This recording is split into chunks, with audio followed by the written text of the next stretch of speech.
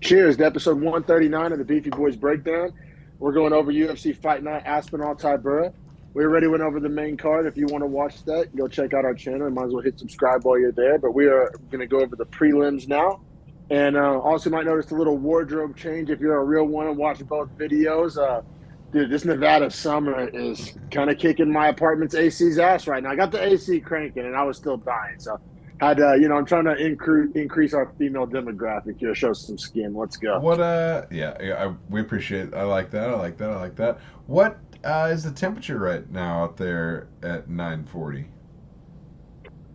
Fuck, does my laptop tell me? Dude, it's one of those things where like the temperature doesn't do it justice. Like this morning, I was walking my dog. It said it was 77 degrees, and I was just fucking dying. Like I don't know. Like This it's not fucking always like guy. this.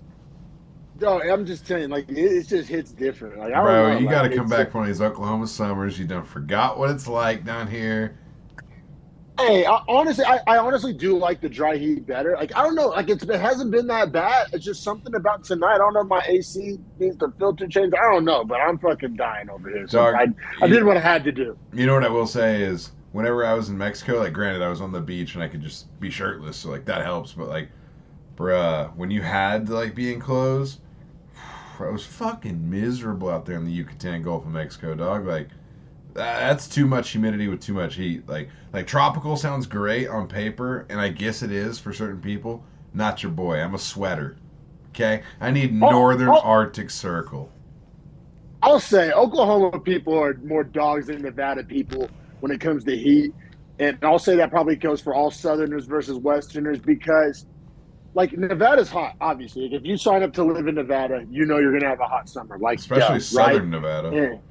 Yeah, especially Southern Nevada. I'm up here in Northern Nevada, but you're right. But that being said, like in Oklahoma, you don't let it like stop you from like living your life. People in Nevada are like, "Oh, I don't go out in the daytime." Like, I don't know. Like, fucking throw some sunscreen on and handle your business. Like, I don't know. Especially like the dry heat, because the dry heat, the best way I can describe it, it's almost like a fucking like French fry warmer. Like you feel it like on your skin, like your actual Yeah. skin it like becomes like your steering wheel in your car gets hot, like your skin like gets hot, but it's not like humidity, like the air around you is hot, right? And Right. so, Like one, like your to me, skin I thought, burns, and one, it's hard to breathe.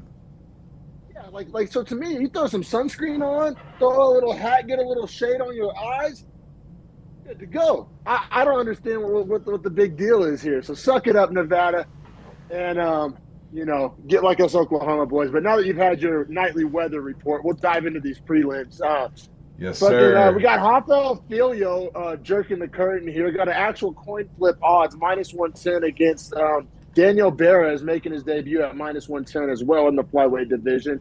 And I'll be real, I kind of forgot who Filio was till the highlights started circulating. This was the guy that almost tore Makhayev's knee off. Yep. Makhayev's a dog, gutted it through for better or for worse, and ends up getting the win. So I think that was Filio's debut, if I'm not mistaken. So Filio's obviously a talented fighter. Like, all intents and purposes, finished Makhachev, just did it. Like Just he had Makhayev's the too much of a best. dog. You know what? That's a great fight for him to Like like lean back on and be like, listen, the motherfucker's too tough, but like, I got him in a position no one else has put him in. 1,000%. So like whenever that's why I was kind of shocked when I saw these odds. Like this is the guy that basically like big asterisk, but basically beat Makhachev, and they got him as a minus 110 against the guy making his debut. Maybe a little bit of value here. Now apparently this guy making his debut, um, he has a lot of cosigns from guys in the UFC. Everybody says he's the real deal. He has a tough schedule outside of the UFC, a decent level of experience. So I'm not saying he's some clown, but yeah, had over like what 22 fights coming into this one. So not your typical debutant, but also like Filio. I mean, we both believe Makhachev is like essentially world class, and he basically beat him. So I don't know. There's definitely maybe some little sneaky value here on Filio. I'll say this fight was a banger. It only lasted 3 minutes and 26 seconds, but this fight was all action. Absolute banger, bro. Like, I mean, honestly, Barez had Filio in all the trouble on earth. I mean, Yeah, and they were going to with war, body shots. and they were going to war before the body shots affected Filio too. That was the best part. It was like you ever like in middle school or like fucking like body box? Like that's essentially like what they were doing. And They like were kept just dropping him like ripping. twice. But then Filio started ripping to the body as well. Like it's almost I like a body know. war. Like I don't think either guy's face was bleeding, but they had like engaging Chandler body shots only, like exchanges. Like it was wild. So I got a mosquito in my house somehow, and it is just devouring my left leg. But yeah, dude, I didn't understand. Now, granted, flyweight, right? So maybe they don't have that same power, so that allows them to kind of trade those shots. Now, that being said, they were clearly showing that those shots were close to putting him out because both guys were getting hurt by, and it's body shots, right? Like how much chin does your body have, and how much power does it take to hurt your liver? No, for sure, for sure. And like Filio's whole like fucking like torso was like pink, and he's a Brazilian. He's got dark skin, and it was still pink. Like that's how much his body was getting torn up. So you kind of understood the hype on Perez, right? Like he showed some skill. Like he kind of did to Filio what Filio did to Mikhaev. Like he basically finished Filio, but did it But in his did debut. They're like honestly, the more I talk about it, the -110 each way was actually pretty spot on by Vegas. Now one guy gets a first round finish, so it's not going to like age like this was a razor close fight. People are just going to get on Tapology and be like, "Oh, Filio finished this guy in the first round." But honestly, as far as like fight IQ, he was doing the right thing too, like standing him up. Like, all right, he's hurt. Like, cool, make him stand again. I'm gonna hurt him again, and like, then maybe I'll go for that finish. And like, bro, kind of did everything right, and then just did Filio get a takedown? I forget how this yeah, gets to the ground. Filio ends up getting a So takedown Filio's after starts landing some shots, hurts him with the body shot, and then gets in on a takedown and gets him down. And then I mean, like, bro, within like 20 seconds is in full mount with a triangle. yeah. I mean, Filio's grappling is legit, and the striking didn't look that bad. Maybe you could argue the striking defense, the striking offense looked just fine. I mean, I think this Barres fight's going to age well. I think Barres will go on to have some success. Like he seems like a good fighter. Do you But yeah, know? Mikhaev and Barres, Filio, man, he's a dog. You know who Filio reminds me a lot of is Roy Val. He just convinces you to get into a war, and then in the transition, like finds his way to the position he wants to be in to win. Well, he convinces you it's going to be like Gagey Chandler, and then he double crosses you, right? Like that's like he essentially should have like when Kevin Holland should have did the Wonder Boy is like what Right. he actually does. Like like Right, he's like, all right, let's go to war, and like points down at the ground, and then immediately shoots takedown the minute you start like swinging wild hooks, and then he's like, you're like on your back, like, what the fuck, dog? And he's like, yeah, you're an idiot. Like, here we go. no, for sure, dude. I like Filio's skill set for sure. And this Barres guy looked pretty good too. So yeah, you get the first round arm triangle, 3 minutes 26 seconds in.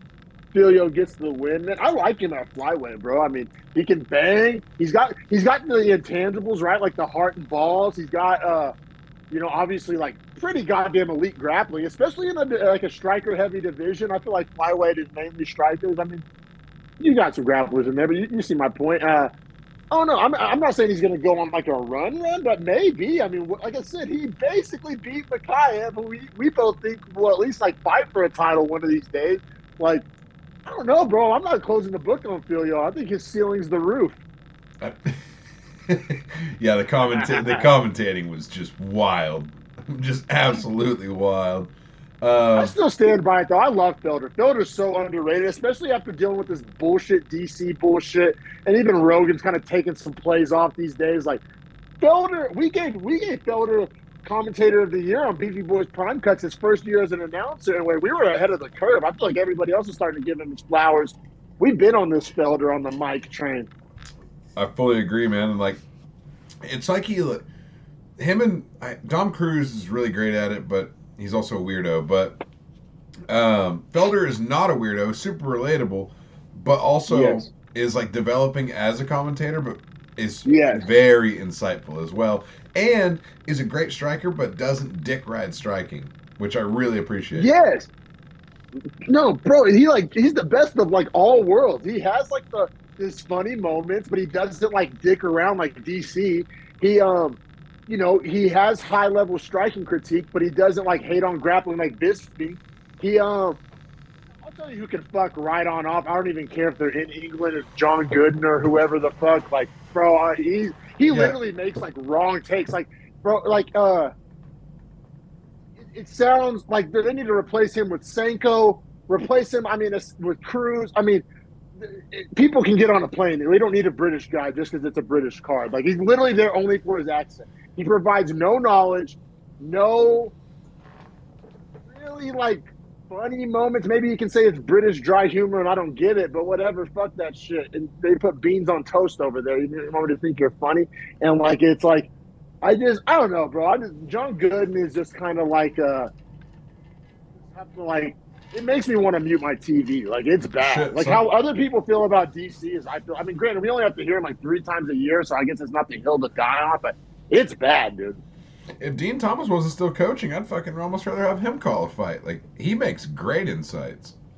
So good. Bro, did you watch? It's not that new of an episode. I posted it. The MMA, John Rollo and all them. That was so good. Rollo, Matt Serra, dude, it was such a good episode, bro. Like, yeah, Matt Serra's hilarious. He's essentially Joey Diaz. Like, he talks just like Joey Diaz. Like, just, and like, he's an absolute savage of a human. Like, he realizes he's just when he was talking about like, yeah, you know, I eat like, you know, like was a whole Subway or a whole sub and then a couple slices. He was like, I used to just eat the whole pie. It was like everyone was like, Jesus Christ, Matt. Dude, it'd be hard living in New York with all that Italian food, bro. That'd be so good, man. But we'll keep it pushing here because I'll be real. You know, the fighter I love to dick ride is Bruno Brazil. I don't know what it is about it, bro. Like, I'm literally, like, I've been bought because I actually watched her Contender Series fight live, which I don't watch, like, every episode of the Contender Series. So, like, but she stands out. And then half the people I watch, I, like, forget I watched them. You know what I'm saying? And then, but Bruna Brazil, she had like a head kick knockout on the Contender Series. I think lost her debut, but that loss is aging great. She lost it to that the throat tap Brazilian that's murking everybody. Denise Gomez. Denise Gomes. That's aging very well. And it was her debut, so you know, if you want to give her a pass, I definitely will. And now she's fighting fucking hype train Shauna Bannon, who we talked about earlier on the main card episode, who is essentially in the UFC because she has the Conor cosign. Now, she is 5-0, and she does have a lot of, like, striking, kickboxing, like, accolades or whatever. But I'm a big fan of her and not for her skill set. You know, easy on the eyes. It matters. It matters. Unfortunately, it does. Especially in the UFC's market. Bruna Brazil, it's not like she's a fucking Poeton Stoneface over here. I mean, come on now. I'm just saying 18 to 35 males is what the UFC's targeting, and like a blonde-haired, blue-eyed chick that's 29 that like is a Scorpio that's 5'5", 115. I'm just saying. My guy's out here fucking hitting the Biggie Smalls. What you know, fucking asking her zodiac sign and shit. Get the fuck out of here. But I don't know, dude. I'm a big Bruno Brazil guy, and like it's cool because fighters, you're on their hype train. They take an L, you're off the hype train. I don't think that makes you a fair weather fan. You're entitled to change your opinion. I still had some level of belief in Bruno Brazil. I actually liked her as a -140 favorite, especially against a debutante. And especially against a striker. I thought it was a good matchup for Bruna Brazil because she's a striker. So you're going to give her a less experienced striker. I don't know. I like the matchup. Granted, I didn't know shit about Shauna Bannon besides what she looks like, quite frankly. And like, and that she was, you know, affiliated with SVG. But yeah, man. I mean, Bruna Brazil, fantastic. And the boxing was like, so Bannon has this very interesting kind of what would you say, Taekwondo kind of traditional martial arts style. Yeah. Very lead leg heavy. Very trying to do the most.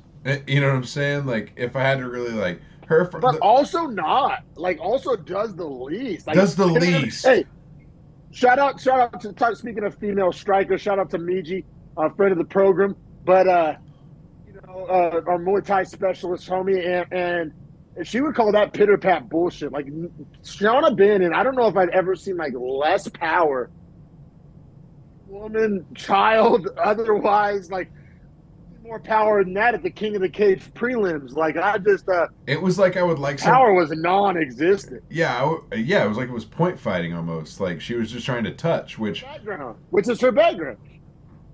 Classically trained point fighter, like quite literally. Right, and that's what I'm saying is like she's always doing the most, but doing nothing with it. Now, No, And I think that's because she's not sitting on her punches at all. Because by round 3, she does start to show that, like, okay, I do know how to put power on a punch. I just wasn't effectively doing it. yeah, yeah. So Bruno Brazil definitely winning the damage battle through the first 2 rounds. Definitely is up 2-0 going into the third. And you're right. Bannon's best round is the third, which is promising. You know, like you like to I see that from a young I fighter just who's want to facing say some adversity. one judge gave Bannon the second. Kind of wild to me. I mean, granted, most of that round was spent in kind of like snoozy 50-50 clinch positions, but like the damage done in that round was done by Brazil, like 1,000%. Like Uh, that's kind of wild to give that to Bannon. yeah, I just wanted to say that. By far, it was easily 20-18 going into the third. I thought the third, you have ways to make an argument there for Bannon. I thought her activity was a lot more effective activity. So I could actually even see the third potentially going to her. I scored all 3 to Bruno Brazil here. Well, I thought it was cool to see Bruno Brazil's kind of skill set well rounded out. Now she was fighting a fighter who wasn't well rounded at all, but credit to Bruno Brazil for making the kind of halftime adjustment because, all right, just as Bannon was starting to close that gap on the striking, Bruno Brazil turns to the grappling and just like out grapples her, takes her down, you know, gets some ground and pound, you know, That was the difference spins, there in the third that wanted the third on my card. which is cool to see from Bruno Brazil, rounding out that skill set, you know, doing what it takes to win, winning rounds, securing rounds. I don't know, bro. I'm still in on Bruno Brazil. It's kind of, if you look at it from a game plan perspective, it's really perfect. It took Bannon more than 2 rounds to figure out how to be effective against Brazil. And then when she did figure out a path to being effective, Brazil actually had a change in her game plan prepared to therefore like nullify anything that Bannon could do that she had figured out. And she didn't have to keep that facade up for very long. Like, sometimes you switch and then you have holes that they find after you switch because they've exposed your first style too fast. Well, in this case, like Brazil's second, like her change of pace was brought out so late that it was like, oh, Bannon just had no chance once the takedown and grappling came in. If it was a 5-round fight, you could have maybe seen Bannon lose 4 rounds in a row and then figured it out by the 5th to better illustrate my point. But yeah, this was a Brazil masterclass, really. Not according to the judges. Fucking these UK judges gave Bannon a round, bro. The only reason why I say that's wild, and you could argue, I'm a Brazil nut rider, but like I don't have the word close in my notes, like not once. Like I thought Bruno Brazil like easily. Like I didn't even really have to like debate with myself. Like the only nice thing I had to say about Bannon in my notes was that like in round 2 she forced some snoozy 50-50 clinch positions. Like, hey, that's not winning the round. Like I had round 3 as close until Brazil got the takedown and like finished out on top, and I was like kind of cemented the point of like her round. Yeah, and it wasn't like she just got a fluky end of the round takedown. Like, what? She spent the last like 90 like, seconds of the round on top. It was like 90 seconds to It almost was 2 meaningful. minutes. Yeah, for sure it was. Meaningful amount of time. And it was was like she could feel the weight of the striking not really being in her favor quite so much anymore. Like I thought that was a very 50-50 first 3 minutes of that round. So for her to get that takedown and control it out, it was like, okay, like this was you pretty much admitting like, yeah, this round was close, and now it's not because I've dominated 2 out of 5 minutes in a facet that was entirely different. So yeah, I mean, strawweight. These unranked women's strawweight is kind of like men's bantamweight. Like these unranked prospects just at the back end are just so talented, so exciting, so young. I'm here for it. Like I said, I'm a big Bruno Brazil guy. I'm on the hype train still, so I'll ride with my girl here. I think she's gonna have a slower build with that opening loss to Denise Gomes. That being said, but like I said, if Denise Gomes keeps doing what she's doing, it's going to age great. Exactly. Like, if anything, that just made me a Denise Gomes believer more so than a doubt Bruno Brazil. Dude, Gomes' power at strawweight's nuts. He's like a strawweight like Pavlovich. Gomes is and she's a dog. Like she'll wade into the hell just to like battle with you. For sure, bro. Let's keep it pushing though, man. We got some more really talented fighters. That's like. This prelim is full of like uber talented fighters that just don't necessarily have the name value or cachet for a main card, with the exception of Vieira Kianzad, and that fight ended up sucking and like ended up validating. Oh my god, how justified was that fight to be the 4th fight on a 15-fight card when they're 4th and 7th ranked? Exactly. I spent like six days in a row like talking shit on that card placement, and then the fight happens. I'm like, oh, it's almost like the UFC knows what they're doing here. Yeah, Like that fight sucked. yeah, I bashed that card placement for like 2 weeks, and then the fight happens, and I was like, well, goddamn it, Mick Maynard, Hunter Campbell, Sean Shelby, Dana White, like, you guys, you're the four horsemen, you guys got it. No, for sure, dude. But up next we got Chris Duncan. Chrissy Well, D. for a second, Chrissy D needs some sunglasses. But like, I guess forgive me because isn't Chris Leroy Duncan is a British guy too? Christian Leroy Like Duncan, yeah, black yeah, British middleweight. This guy's white, kind of Scottish lightweight. I was like, who the fuck's this white guy? We're watching Christian Leroy Duncan, but but also very talented, Maybe more 10 talented. And they talked about how apparently he lives like nationality of Scotland, but works out and trains at ATT with Poirier and like I guess used to be Chandler and those guys. But like, yeah, man, it's crazy because you can kind of see it in his style. He's a fucking dog, but he's smart. Like he's a really high fight IQ like dog, which is like Dustin Poirier is the guy most would compare him to, which is a super high compliment. Body type and everything. Like swagger. Everything. Yeah. No, very similar. He looks like a guy who does rounds with Poirier, which it doesn't always a one-to-one translation. Like you don't always end up looking like the guys you train with. Oh well, Curtis and Strickland are like opposites. So yeah, no, like one's awesome and entertaining, and one's just like an asshole piece of shit. And you'd think that would be Sean Strickland's the asshole piece of shit, but really it's Chris Curtis. Yeah, I like that for sure. But yeah, Duncan minus 150, taking on the undefeated Yanal Ashmus, but much less proven at 7-0. Also, plus 130 dog. Ashmus, I mean, could have a new category of created here for Beefy Boys, which is just absolute dog of the year. Nutsack of the year. Like, nutsack of the year. In a wheelbarrow award, like a little golden wheelbarrow award. Bro, like when they said he was telling his corner, like, what the fuck do you mean combinations? I can't even make a fist, dumbass. There, I would have thrown the towel for him. I'm like, well, if you can't make a fist, what are we doing? Yeah, that's maybe the real conversation to be had here. That's kind of piss poor corner work. I agree with that. But yeah, let's get to it. Let's get round by round because as much as we are probably going to highlight Chris Duncan here and how fucking fantastic his in and out like brawler. Like honestly, like it's like a very intelligent brawler is what he is, which is really rare and hard to do. One last little compliment I want to pay Chris Duncan, and maybe kind of dunk on Ash Moose a little bit, even though he has kind of a caveat, kind of an asterisk for this performance. But like Ash Moose, aside whatever, he looked like he'd be fighting on the prelims, like right, just skill level wise, just fight IQ wise. Like I don't know, maybe that's unfair. Eye test wise, like, all right, yeah, this is kind of 7-0 record.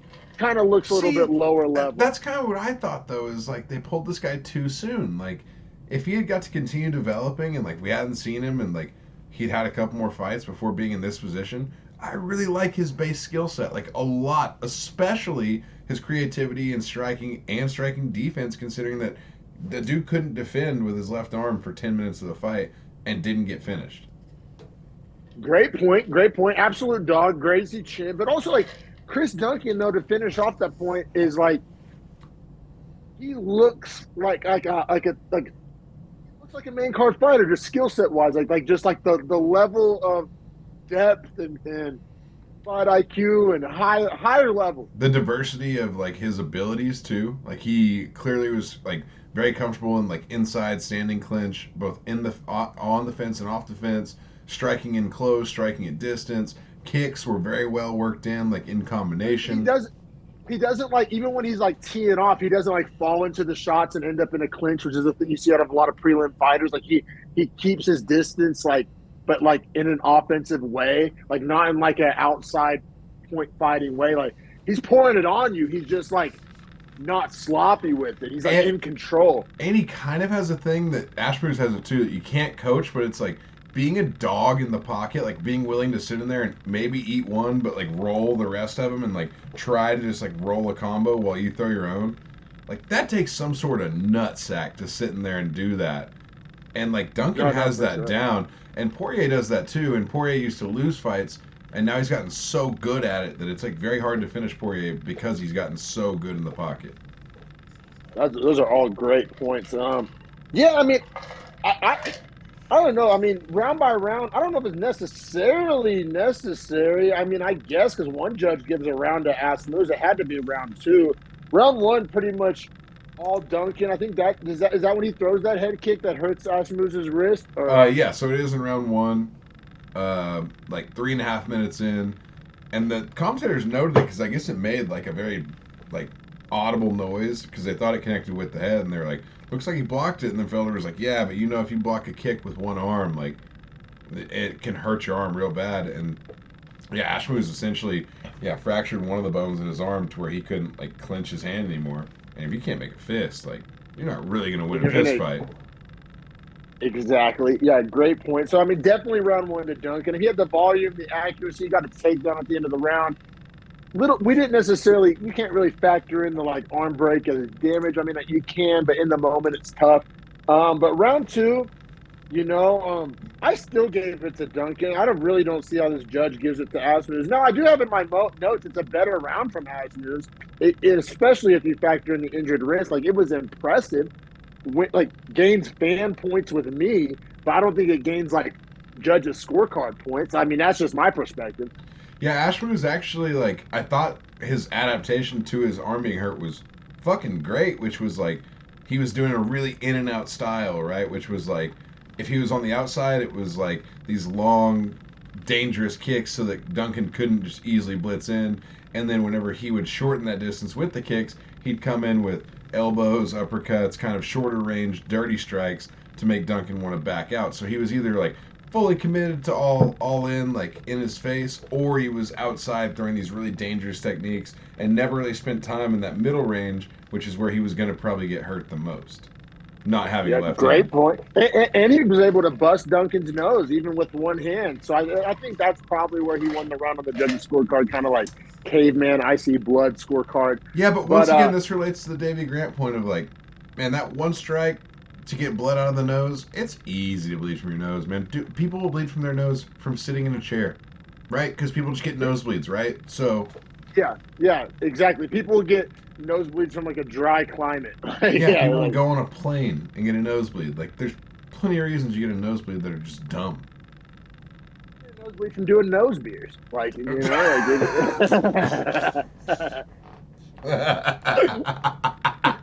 shout out BC. I love our morning combat. Like he Oh, talks about nose beers like all the time. I'm like, yeah, it's pretty dog, wild. you're kind of tipping your hand here, but Hey, like, shout out to BC. If I ran into him, I'd be asking about nose beers. where the nose beers at BC? But yeah, round three is where I guess my scorecard gets a little weird. I didn't think so in the moment. It felt right. I 10-8. go 10-8 Duncan. And like the fact that no judge did is a little wild to me. Like to me, this was way closer to a 30-26 than a 29-28.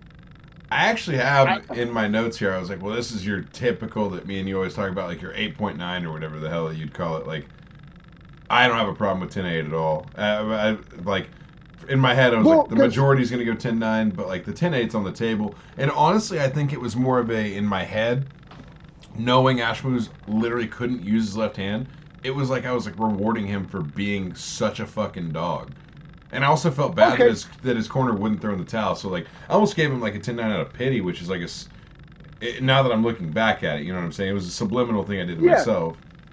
No, what you're saying is totally fair because I had to like consciously like factor that out because I like reaction had the same feelings you did. And like, Rocky Balboa cheering for the fucking guy to make the distance. But Yeah, literally like the like from justification like of an like, all X's right, and this guy is O's, such a dog, like 10-9 for being a dog. It's like you don't get 10-9 in a scored point system for being a dog, which is I think what you well, considered.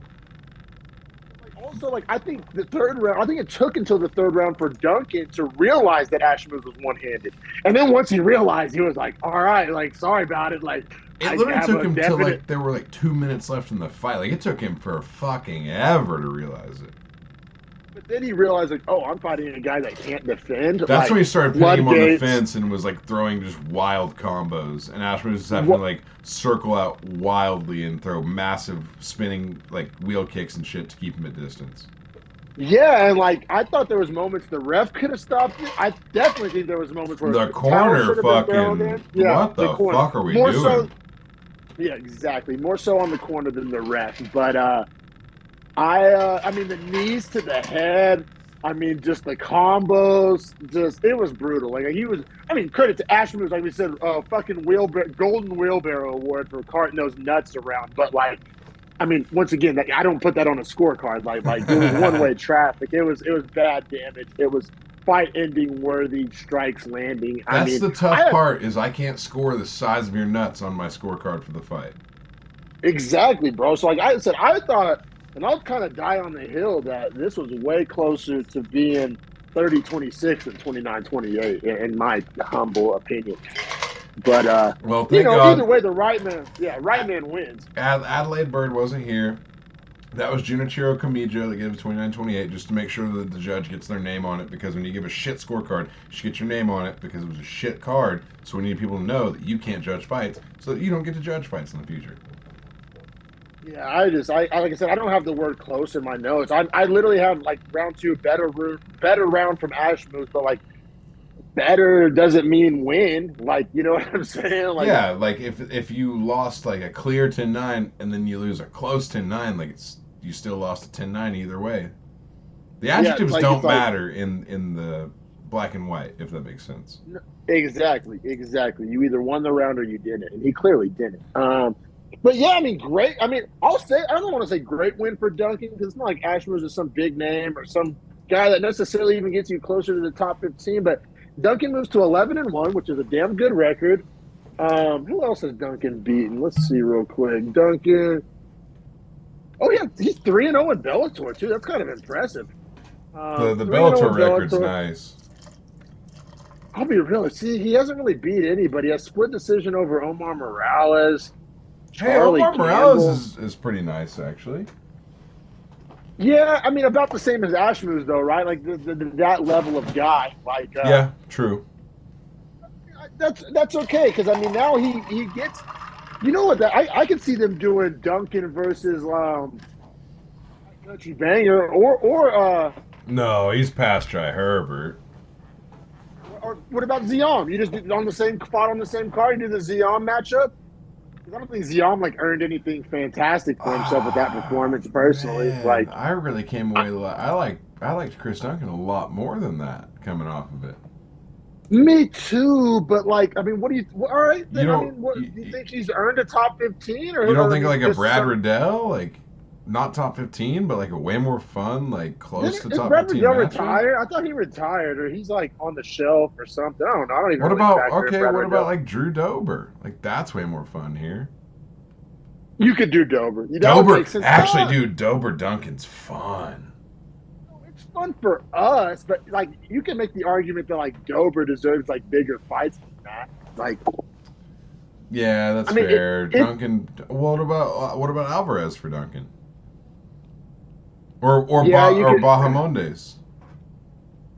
somebody like that. I feel you. There's a lot of talented young unranked Terrence lightweights. McKinney. If we're gonna go off like names and where they're kind of at. That would that would make a lot of sense. But god damn it, I don't want to. I don't want that as a Terrence McKinney fan. That is bad for McKinney, I Yeah, I think. know it But does. maybe not. I mean, maybe not. I mean, Terrence McKinney has that nuclear option that he can land. I mean, I don't know. I feel you. I'll tell you this way. I'd have Duncan on my parlay if that matchup's made. But yeah, let's keep it pushing because we have one of the highest ranking fights outside of the main event on this entire card. And it was on the prelims. We talked about it a little bit earlier. We got Caitlin Vieira, number 4 in the bantamweight division, minus 145 favorite, taking on Pannie Kianzad, plus 125, 7th in the bantamweight division. And we already talked about, I don't want to beat a dead horse, but yeah, for pretty much weeks, we were like, why is this fight on the prelims? Why is this fight on the prelims? This fight sucked, and that's why it was on the prelims. Like, sorry about it. Like, God damn, this fight sucked. Caitlin Vieira, 10 minutes, 49 seconds of control. Panty Kianzad, Panty, I should say, because she's a bitch. That was rude. That was rude. That was rude. Control time, Jesus. 2 minutes, 11 seconds. Meaning there was 13 minutes of control in a 15-minute fight. Because spoiler, it goes to decision, and the whole fight was a spoiler of the card. So sorry about it. So I'll say, there were 2 in minutes a of this fight that vacuum, were neutral.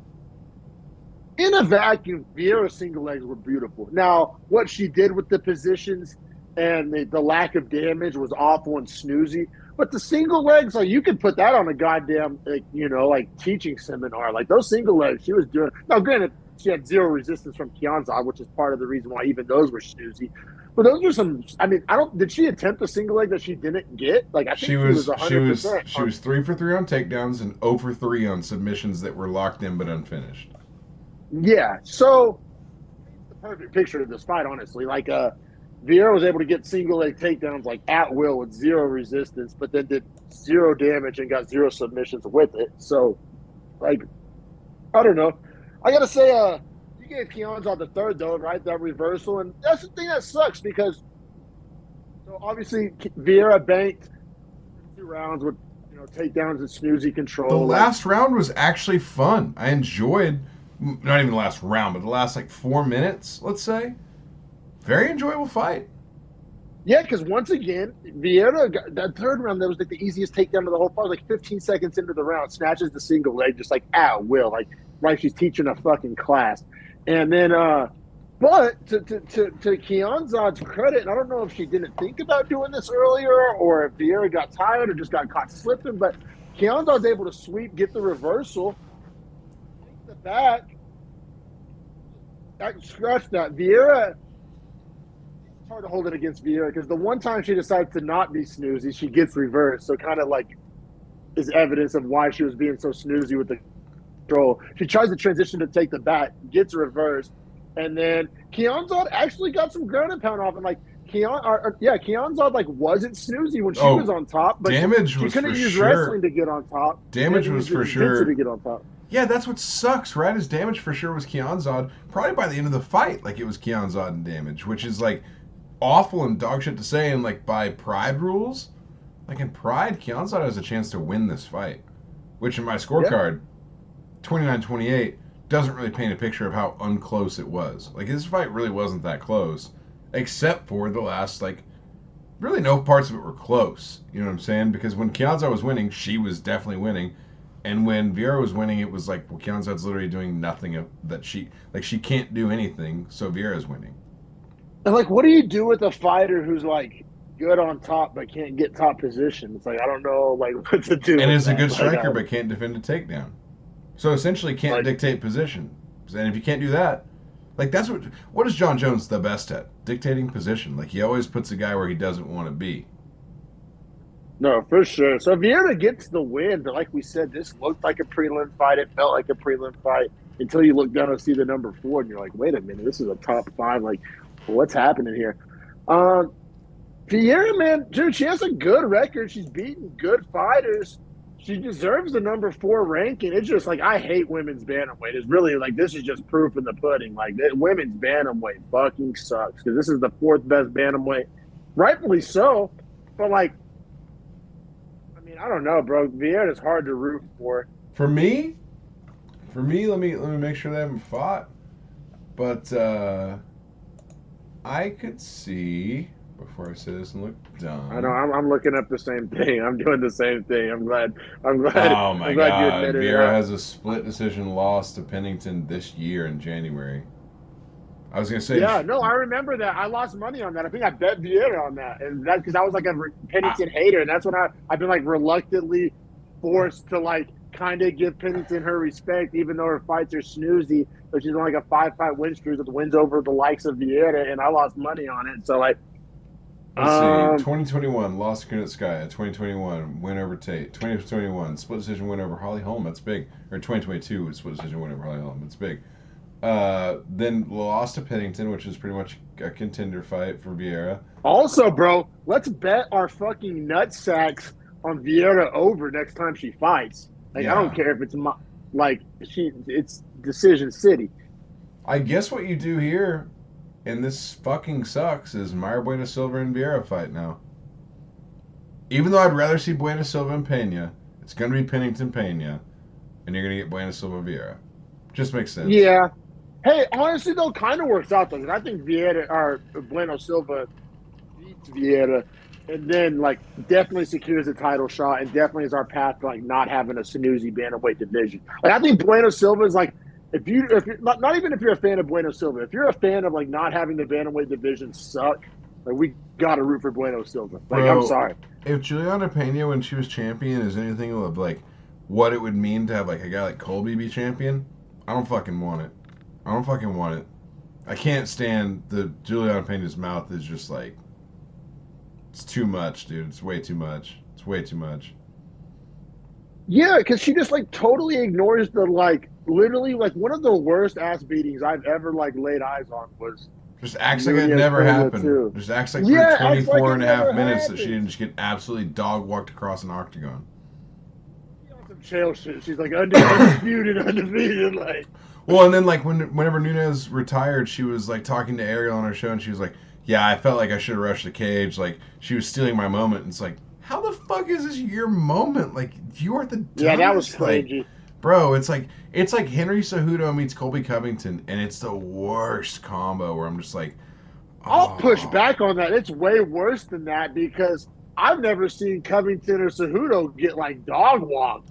No, that's what I'm Like, saying. It's like their like, personalities meet, and then you also don't have that caliber of fighter.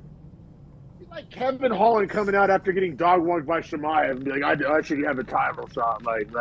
I know, it's like I know. dude. I feel you. Like, I actually kind of like. Call me a fair weather fan if you want. When Pena beat Nunez the first time, I was like, "Oh, this is awesome. This is fun." Like, I think Pena's a dope champ. But then like, you can't just ignore it. I'm sorry, I can't get past it. Like that was. I even like semi believed in her going into the second fight, and I kept believing in her. I think I Even sprinkled. I I'm did pretty sure too. I I sprinkled. talked to Andrew Moakley into sprinkling. He sprinkled with us. Shout out to him. But like, shout out to Nunez because by the end of round 3, you knew, oh, this fight is like an actual virtual. Like I thought Pena's corner should have That thrown should the have been. towel in. Yeah, that fight should have not made it to the Like, distance bro, for I think sure. one judge had it 50-42. Like, bitch, you I can't think it even. was. Like, Yeah. 50-42 No. is embarrassing. Like, you shouldn't even been in the cage with her. And it's one thing if you like take that humbly, but then to like, yeah, act like Colby Covington after getting 50-42, you can't. You can't. That doesn't work. That's oil and Well, it's water. also like, too, that's the last fight. Like, you're only as good as your last fight, right? Well, like, Yes. your last fight, you Yes. got your ass whooped. The fight before that, you might have beat her. But guess what? In the last fight, you got your ass whooped. Yeah. Like Sarah Alpar level of ass whooping. It was brutal. We'll keep it pushing, man. And this next fight was kind of fun. Honestly, weird matchmaking. Didn't really get it. You got Mahmoud Muradov minus 380 going up against Brian Barbereta plus 310, moving up from welterweight to middleweight. Classic example of an aging fighter just not wanting to cut weight. Like Barbereta's not. And granted, I mean he's like 6'2". He's not the smallest middleweight, but he had a lot of pudge. Like He was kind of he, fat bodied. yeah, dude, he was dad bodding it, and like the weight was there to be cut. We'll just put it that way. It was one of those weird things where I was Oprah, bro. I was handing out 10-8s that the judges were not handing out. England hates 10-8s, dude. Like, I thought round 2 was a fucking 10-8. Like, there was like 5 takedowns, a knockdown. What more can a guy do in a round, bro? 5 minutes? You got 5 takedowns and a knockdown in a 5-minute round? Like, well, like, I don't understand what else a guy's supposed to do. I thought round 2 was closer to 10th than round 1. No, I said round 2. Round 2, I gave it Oh, 10. I just oh, kind of oh, skipped it. oh, oh, I'm Yeah, sorry. I'm yeah. sorry. Yeah, I missed Yeah, that. yeah. No, I just kind of skipped over round 1 because that was clearly a It's, 10. yeah. Clear 10-9 first. You're exactly right. Okay, here's what I said. You're gonna love this. You're gonna love this. Muradov gets another violent mat return to end the round on top and win at 10-9 on my card. But it's a good example of a lawyer ball 10-8. How was it lawyer ball? He did whatever he wanted to, I guess, except for control the position, which is if you want to, He if could that's your never keep him pushback. down. He just kept, yeah, like Barberena every time would get up, and every time they were fighting for position, Barberena wasn't taking that damage. So it's almost like a waste And for Murata to even do that because he was beating his ass on the feet. I'll say if there's no knockdown in the round, I'll hear out that argument. You had the knockdown in, like if it's a 10-9 without the knockdown, with the knockdown. Like, and it was a pretty gnarly knockdown too. Barberena went like flying. Like it was. I mean, it's a highlight. You recovered well though. But Barberena's a dog and has a chin. And it's like this is like the Ash moves all over again. You're like fucking factoring the guy's nutsack into the scorecard. Like, yeah, Barberena wheelbarrow contender for sure. Like, I mean, even accepting this fight. Like, yeah, I mean, that's Barberena. Like, that's to be expected. That's par for the course. Like, I don't know. Saying a guy gets 10-8, it isn't saying that he's not a dog or he's a pussy or something. I'm just like, you got to score like what's taking place. Like when Steph Curry drops like 10 threes in a row, but some guy's playing good defense on him, like you still get the same amount of points. Like this is like pass interference. You know, it's like how tight you want to call it. I got 10-9. I'm pretty lenient with it. I'll say Barberena, and we were calling him fat. Cardio withstood. Like he was getting up. Like to get up that many times is like insane level At cardio. the end of the fight, he was like walking Murad around the cage, like fight me, bitch, fight me. Yeah, which was entertaining, and it's like for a fight that wasn't that competitive. Also, the head clash. This is the definition of incidental head clash. They both shoot for a takedown at the exact same time. They almost knocked each other out, bro. They both like stopped fighting. We're like, oh my god. And Muradov was like fucked up. Like low key, like Holland Dawkins level of head clash. Like I mean, except for they're probably just more dogs than either one of them. Well, being honest, but these guys both hit like. Pretty much like just up, it's like forehead, like Rams, like just right above forehead. Yeah, so they both hit like top noggin, which is like hard, one of the hardest parts of your head for sure. So when those both collide with each other, dog, I bet they rang their bells so hard doing that. Oh, so concussed. Like imagine like a football collision, like you know when you like a linebacker, helmet. Like imagine when you meet a running back like face to face in the hole, and you guys go like almost face mask, but dip heads. That's what they did, literally, because they shot into each other too. 1,000%. And there was an uncalled eye poke to Barberena. There was a lot that was like, bro. The refs were fucking missing everything. We're about to get to like miss. This is the start of miss shit that fucks up everything. Because in 2 fights, I thought a guy got robbed. If I'm being honest, the robbery of the card is coming up in 2 fights. Who are you talking about here? Oh yeah. Dude. Robbery of the card. That was a travesty. That was bullshit. A travesty sounds like a robbery to me. Yeah, I can't wait to get into that. But yeah, I mean, good performance from Muradov. It's just like I don't know what that does for Muradov. Like you away with a salty record and are we gonna go honorable mention for Barberena's chin in this fight for a Chin of the Year nominee or no? No, because like if anything, like what stood out, like if you asked me to like summarize this fight in one sentence, it's not Barberena's chin, it's his ability to get up and like low key the cardio, like you know, which is crazy. We were saying he looked fat, but like that's what stood out to me more. Now Muradov is a specimen. He's a huge middleweight. That's a tough matchup. Here's a good stat too, man. Also, Barberena's picture for him at 185 is fucking hilarious. Like his torso is just way bigger than the whole rest of his body put together. It's ridiculous. Muradov 13 for 16 on takedown attempts in the fight. Only 5 minutes of control time. Muradov is the real pull-out merchant. There is so many gray C's. There's more gray C's on his Tapology than red or green. 1, 2, 3, 4, 5, 6, 7 canceled fights since 2020. I'm sure not all of them were his fault. I'm not going to click on all of them.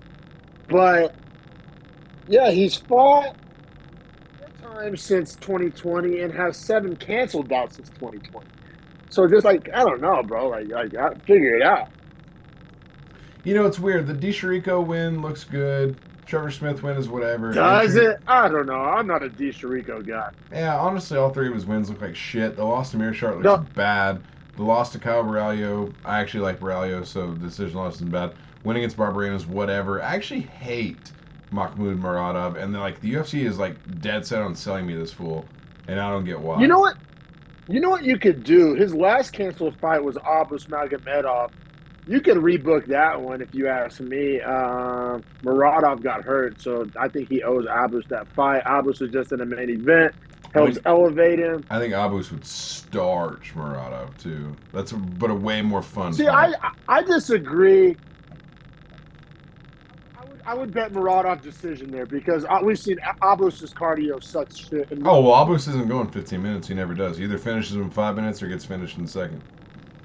that's what I'm saying. I'd like Muradov there, just like especially if he gets out of the first round. Now, if you're gonna, you might as well go full scumbag, and if you're gonna bet Abus, like bet first round KO, you might as well because that's his only path to victory. So I do like that scumbag bet. Yeah, so I mean, I don't know, bro. I don't know what to do with Muradov. He looks like an Adonis. He's huge. He's jacked. He's athletic. He has good cardio. Like, there's a lot of nice things you can say about him. He's a pullout merchant and struggles with welterweights that wear overalls. Like, I don't know. I don't know what you do there. I want to get into this Park and Post. I was gonna say, I do got to piss real quick. Yeah, no, let's keep it pushing. You go ahead and piss. I was going to say the last 3 fights that we have coming for you guys are fantastic. We got maybe the best prospect, in my opinion, coming out. Guy coming in at 6-0, so as far as like level of prospect versus everyone else that we've seen so far, he's for sure like the youngest guy. UFC debut. Only one other fighter at this point is making their debut, which is... debut guy at the start. Can't remember his name. Barres is his name. Anyway, point is, we got that fight. After that, we got the travesty of the night, and then we also have the fight of the night that Dominic and I disagree with, and we got to tell you why. So we got 3 fire fights, but we start off with heavyweight Mick Parkin taking on Jamal Pogues. I thought Vegas was fucking dog shit on this line. Mick Parkin plus 135, Pogues minus 155. Now, I think we're on separate sides of the card here, though, because you would take Parkin at plus 135 because you don't believe in Pogues at minus 155. Yeah, fading Pogues. I don't know shit about Parkin. It was his debut. I'm not going to sit here and act like... Right. So, I'm the other side of the card, or coin. I love Parkin. I know where he came from. He's Aspinall's training partner. Yep. So, just knowing that, like, all right, man, you're a young heavyweight that's like,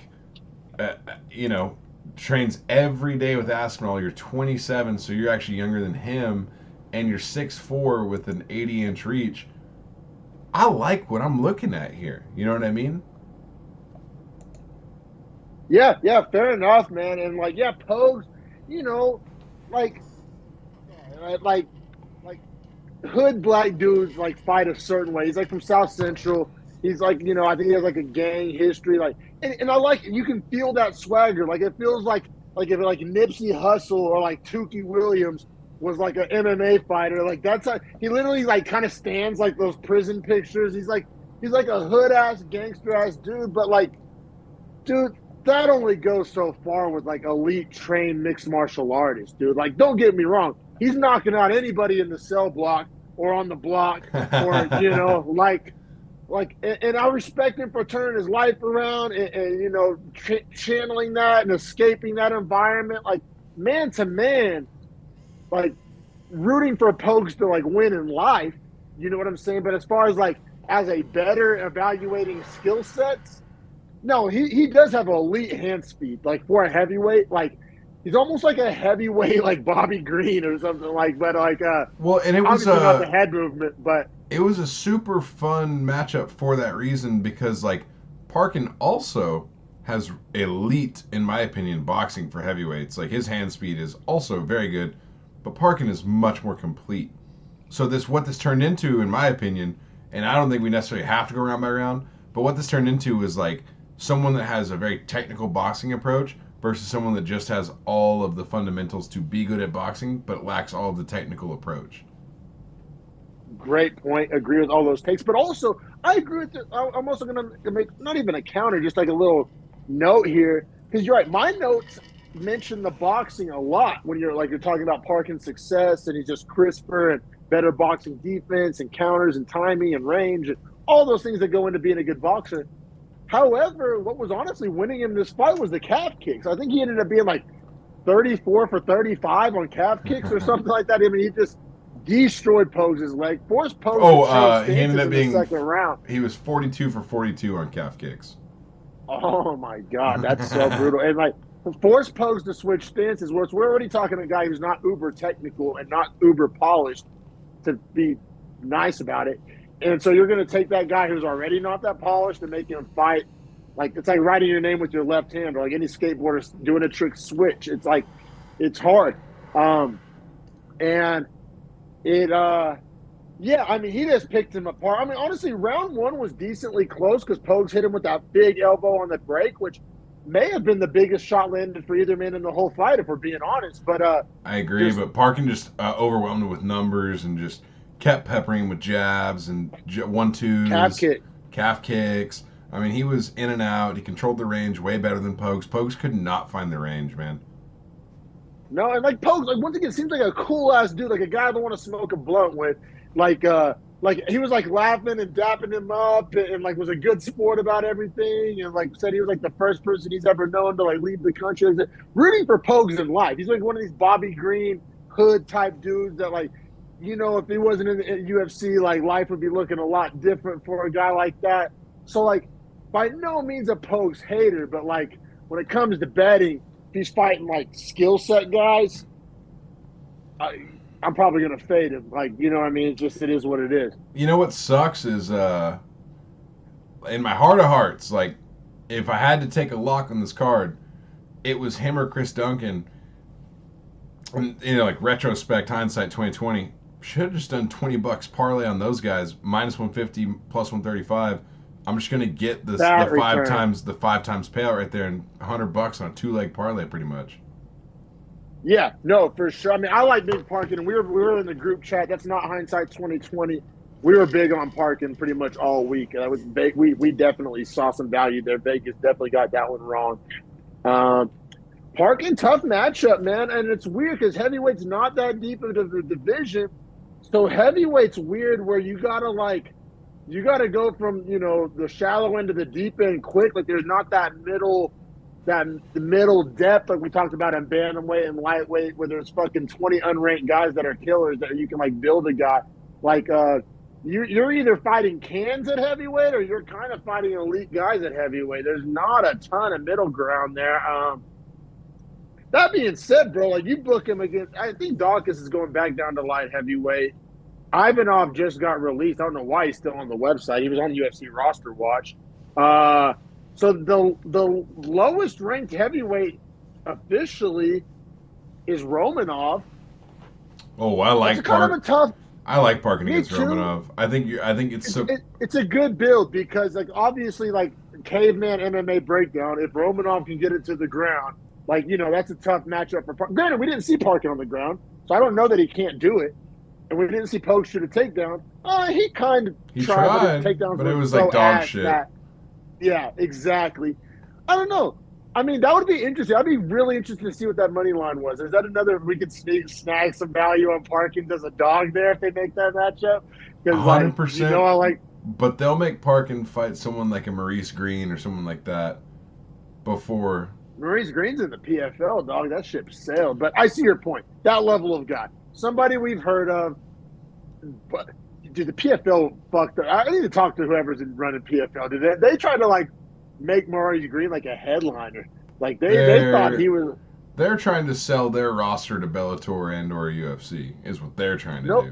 No, other way around. They're trying to acquire Bellator's roster, which is the best thing they could do. You give me, like, a Johnny Eblin in the PFL, and I'll fucking watch. Like, right. Okay. So they're either gonna So right, they're trying to get Bellator. It sounds like Bellator is done because you see there were some big names from Bellator that were on the UFC's website recently. Michael Venom Page. Both the pit bulls. Really? I've been dying the Ferreras brothers. Yeah, the Ferreira brothers. MVP. No, I've been dying to watch those guys against the UFC competition. MVP, the Fajedas, and then who was the other? I want to say Eblin's the best guy on their roster, if you ask me. I don't think it was Eblin. I want to say it was Nadim or Vadim Nimkov. Nimkov, who like Nimkov. He's Nimkov's good as fuck a too. Fucking monster. He might be the best 205 on the planet, which would make sense why he would be trying to come to 205. Because that's a division that's like vacant chair, right? Like fully in flux too. Like I mean, it's a matchup-driven division at this point. So like, yeah, if I'm here Vadim for it. Nemkov wants to come over, like, come the fuck through, dog.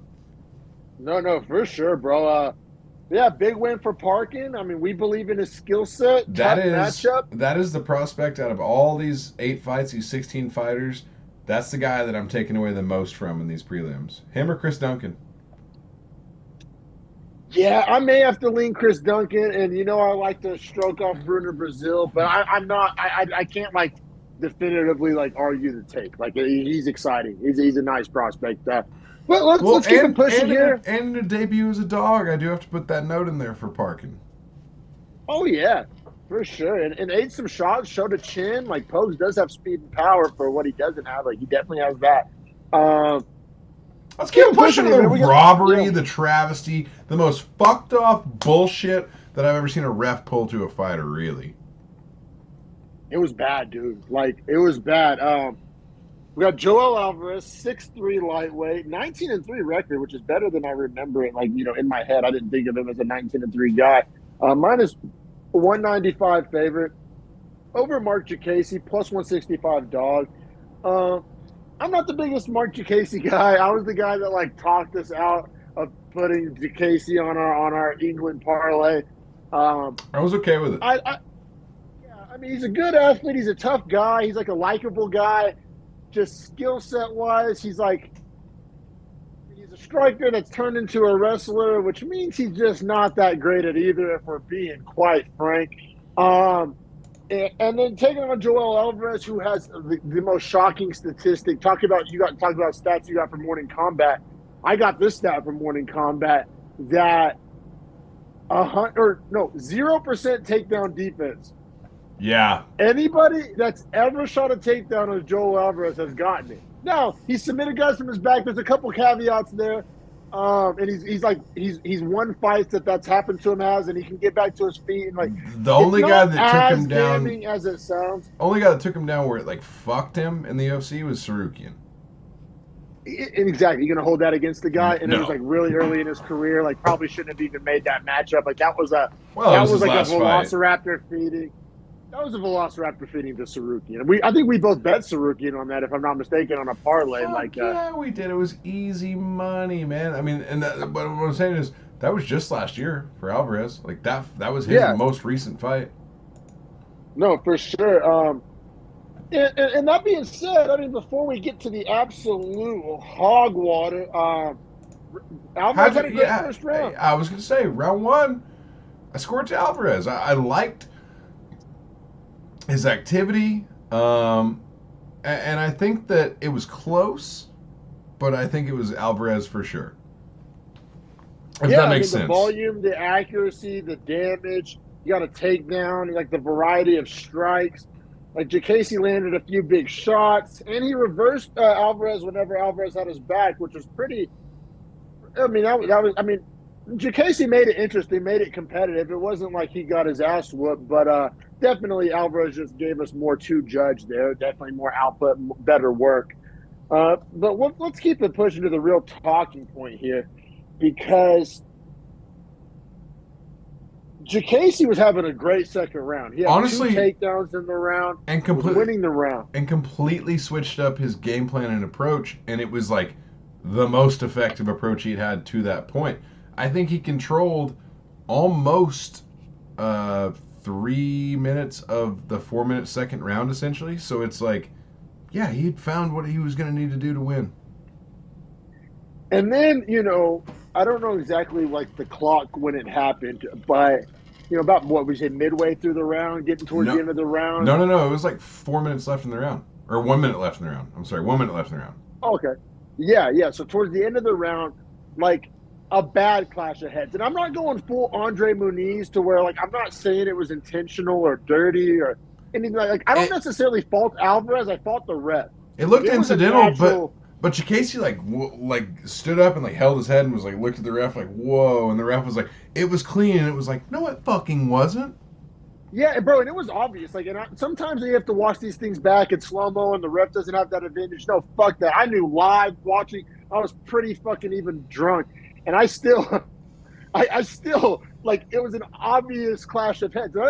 It's a clash of heads. It's not a headbutt. Like I'm not really trying to shit on Alvarez. I don't think he necessary. I mean, it was a foul, but it's like when a lineman gets a holding call, that doesn't make the lineman dirty. It's just like you committed a foul. Well, It's just like and it's not like Alvarez was sitting there like doing anything wrong. You know what I mean? Like it's the ref's fault. Like Alvarez is, and like Alvarez even kind of stopped. Like, ow, my head hurts. Like, are you good? Like looking at him, and then the ref like yells like it's clean, fight, and Alvarez is like, I mean, I guess I didn't hit my head, even though it feels like I did. It reminded me of the O'Malley, was it the Paiva finish when he like looked at the ref and was like, "You're really gonna make me do this to this guy?" Okay, like or Gaethje Cerrone, where he's like hit him and he looks up and the ref's like, "Come on," and he's like, "What the fuck, dog?"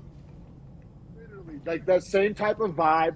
And like I said, Alvarez didn't do anything wrong, and actually kind of mercifully gets him in a dart stroke instead of just like beating the fucking. Like if he would have started dropping elbows and shit, that would have been tough fucked. Yeah. Yeah. So I mean, somewhat mercifully finishes like the. I will say one judge unconscious Jacasey. One judge scored round 1 to Jacasey, and he was clearly on the way to winning round 2. So for me, as a guy that bet Jacasey, and we had that fat parlay riding on it, and we'll get to it because like the Davey Grant thing, I fully disagreed with. Man, if you think about it, on the 9 leg, this fight is dog shit, and I think Jacasey actually probably wins this fight if it goes the full 3. Davey Grant gets robbed. The only fight we would actually have missed on the 9 leg is Molly McCann, which now, hands up, we lose every time, 10 out of 10 because I make that bet. Now, however, to hit 8 out of 9, 7 out of 8, and to be fucked by Meatball. Because if three of the Beefy Boys, me, Harrison, the unofficial Beefy Boy, Michael, that helps us with editing and stuff like that, really shout out Michael. We were all gonna like take our winnings and do like a boys trip to Vegas to like, even if we didn't go to a UFC event, we were gonna watch them, bet them, have a great time. And man, I was looking forward to that. Like it was so close to actually happening when you think about it. That would have been so epic. We still gotta make that happen one of these days. But I mean, this was horseshit. But you know what's even more horseshit than the actual? I don't know. Dude, Aljamain Sterling was on Twitter like, "Oh well, if this is bad, then Volk did the same thing." Like, fuck you, Aljo. I hate Aljo so much. Sugar Sean, Sugar Show. Aljo's such a little bitch, man. Please, Sugar. Please, Sugar. I can't do it no more. I can't do Aljamain Sterling anymore. I can't. Right, isn't it? Well, I will also say this, because there is a lot of talk before we get into, because I don't give a fuck about what's next for Joel Alvarez. I've thrown his name at anyone at lightweight that'll fight him because I don't think he deserved the win. If we're do you do that with Duncan? I think you do that with Duncan. Yeah, I think it's great. Sense. I think it's great. I think that's honestly great. Yeah. But before we get to Danny Roberts and Johnny Parsons, the fight of the night, which I disagree with, they were talking about what fight were they talking about putting on? Oh, the reason that Pereira and Blachowicz will not be for the belt, and I guarantee it would never be. I thought about this like a week ago, right? Whenever Jamal Hill let it go, and here's why. And it's not for a belt, because if it was, they have to go ahead of Poirier Gaethje on the card because they're heavier, so they have to become the main event because the UFC standard always does belts in order of weight. What's the problem with that? Well, they're selling it as the BMF, and they know Gaethje Poirier sells way more than Pereira Blachowicz. First of all, you know that. I do, but also it's not the weight class; it's a real belt. Like that's the reason. I think they're just spinning it wrong. You're okay. I like your take, but I'm just saying if they're fully committed to the BMF belt being the main event, this belt's gold. This one's fucking like pewter. Silver. It's like silver. Yeah, it's weird. Platinum. I don't know what the fuck it is, but platinum Mike Perry deserves it because he fights bare knuckle. But like, dude, I saw someone post a meme of all the UFC people when they're children, and it's like 5 fighters. It's like real, and Mike Perry's just a black kid. Fucking Izzy's Chinese, and Drickus is just African. It was so great. No, I saw that meme too. That was funny. But yeah, point being, they really couldn't. They already have the card committed to that being the main event. That's the pay-per-view they've already sold. They've already spent dollars on the promotion, so they can't just go in and make it for a belt and have to remarket it. They have to go remarket it. No, they don't. Like anybody that's buying it's gonna buy it. They're not getting that fight. Like if you're buying it for Gagey Poirier, hey, guess what? You give us the same money, you still see Gagey Poirier. Like I kind of abstract, like see where you're coming from. I'm not trying to like shit on your point, and it is valid. Well, I'm no, just that's saying, just the like, big idea as a company. Like that's their company value. That's why I'm saying it can't be or, overwritten. or like, I'm sorry if Shevchenko's title fights can be co-mains.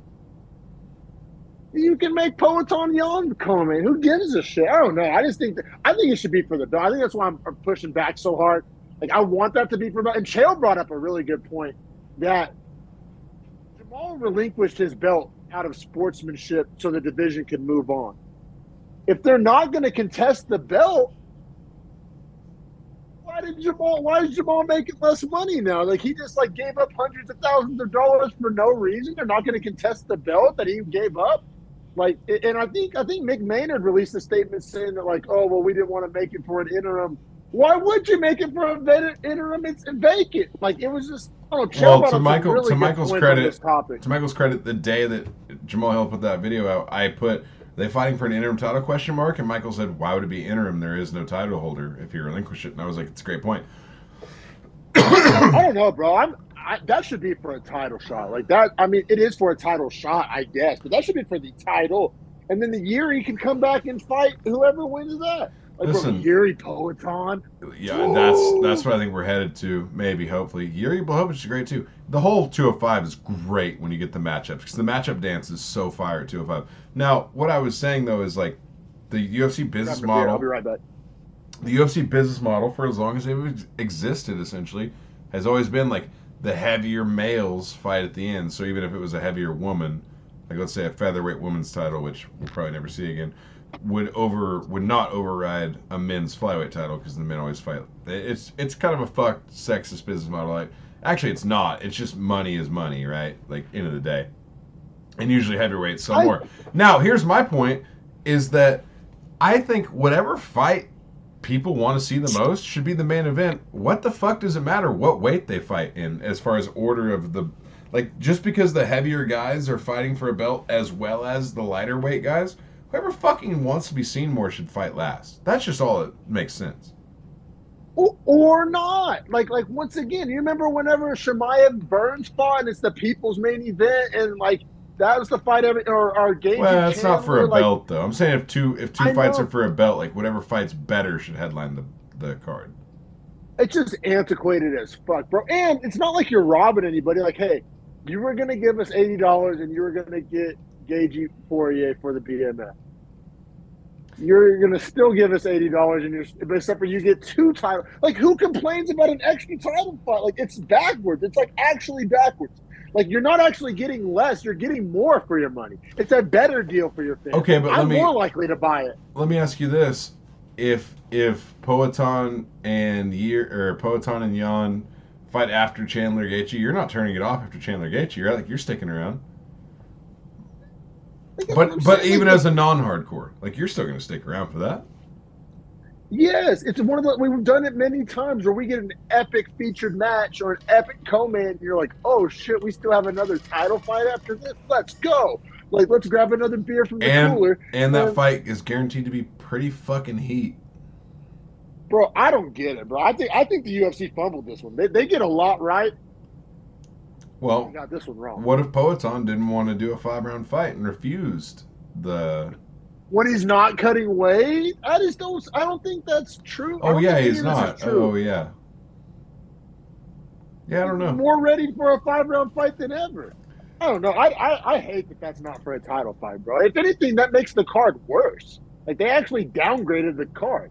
If you ask me, that's just my thing. We'll keep it pushing though, because like we can go back and forth on that forever. Like we have the official fight of the night coming up next, which should have definitely been Feely Wood for sure. Like that, this is Fugue's fight of the night. I mean, this was a great fight, and honestly, these guys are probably making less money. They probably need it more. I'm not hating, but it wasn't the best fight of the night. I'll tell you, Danny Roberts definitely fucking needed the money after his performance. An idiot. He's an idiot. Fucking, you mean old Danny UFC roster watch Roberts coming in at minus 130, Yeah, but taking on. it's tough though, right? Because he took on Della Maddalena in his last fight, and now at a fight of the night. So it's like I know he has 3 L's in a row. Oh, I fucking gave away this fight, but 3 L's in a row after this fight. But like, is an entertaining guy. I don't know, bro. Ask Basil Hoffman. Like I don't know. I just I don't Yeah, know, and bro. welterweight's deep as Jack shit. Like I think Holland and Elena. Buckley and Imavov and guys like that all tune the fuck out of this guy. Even D-Rod, even D-Rod, Danny Roberts. Sure. I don't know. Yeah, I'm not high on Roberts at all. But honestly, respect to this Parsons guy because this guy's a lightweight. This guy shouldn't be fighting at welterweight. He's 5'9" and kind of chubby. Like he could definitely make or Bro, lightweight. he's the slugger knot.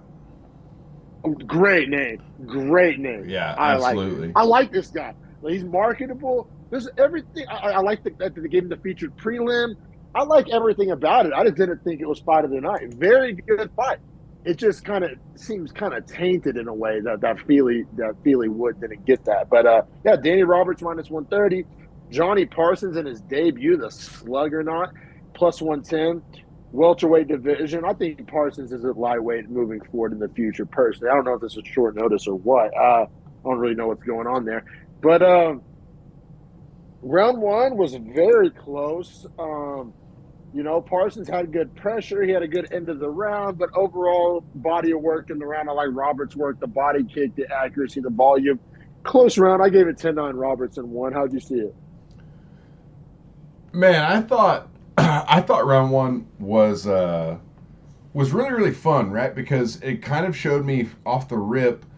Uh, Parsons had a really good chin. He wanted it to be more of like a dirty boxing, like in close, like kind of a war style fight with like quick trades, not a lot of distance cover. He's 5'9", so that makes sense, right? Whereas Roberts wanted to stand on the outside, pick him apart, and he had the problem that he would get tricked into brawling. And he did an okay job in round one of still picking his shots, still staying outside, and not brawling too much. So I did give round one to Roberts, but I do Yeah, have in my notes like if he starts to feel too comfortable in these little brawl situations, he's gonna get fucked up bad, and like Parsons is gonna land foreshadowing. something devastating, which is funny. Foreshadowing. I, yeah, it's crazy. Like I literally have that, and then like my next notes in round two are oh shit, Parsons did land something devastating like I was talking And about did inside. and did lure Roberts into a brawl. Yeah, quite literally. And then Roberts was like on fumes, like continued to keep brawling, like would like get up and Dog. survive, and then would like he'd survive, recover just enough to like get his bearings and be like, oh, fuck it, I'm brawling again. And it was like, dog, you keep losing. Why do you keep doing this? Like, I was so confused. The official finish of the fight comes at 4:57. Like, Yeah. bro, you're being a fucking asshole. And like when the fight ended, he was crying, sitting against the fence, he was sad. He lost. I get it. Dog, he gave the whole fight strategically. Yeah, he literally just started engaging in like a fucking bar fight with a guy who was trying to lure him into a bar fight. Like if he would have stayed on the outside, calf kick, body kick, I think jab, he he wins could if have he just, cruised. yeah, just He could have technically, cruised. right. Parsons needed a dogfight. Roberts had the option to either engage or not engage in a dogfight. And the only way Parsons is going to win is if Roberts chose to engage. And what the fuck did he do? He chose to engage in a dogfight. Yeah, for sure, man.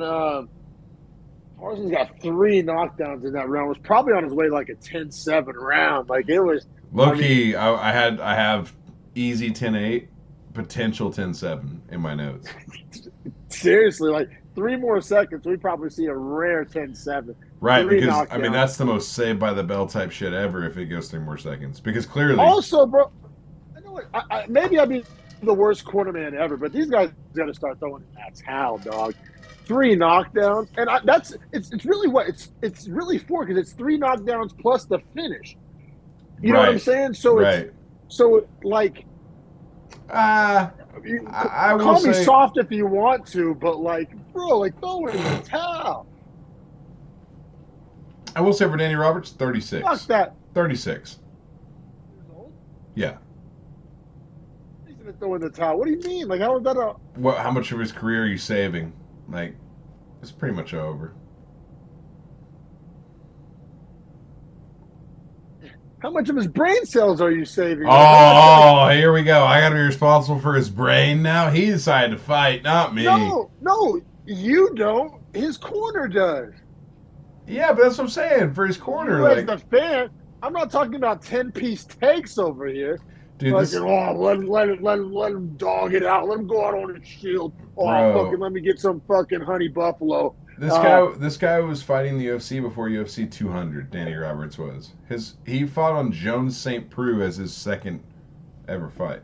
I, I think you're like making my point, not your point. Like, Doug, this guy didn't need the damage.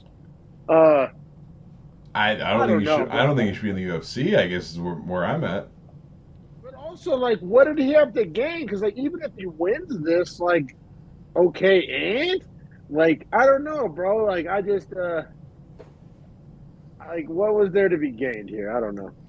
Yeah, this was a tough fight. This is a super tough fight to have as the featured prelim, only And because also, you spent on our last little argument over the whole Jan Blachowicz Poetan. You were talking about like UFC precedent and policy, and hey, what happened to the precedent of if it's a second round finish doesn't get fight of the night, right? we've seen that be broken a few times here and there.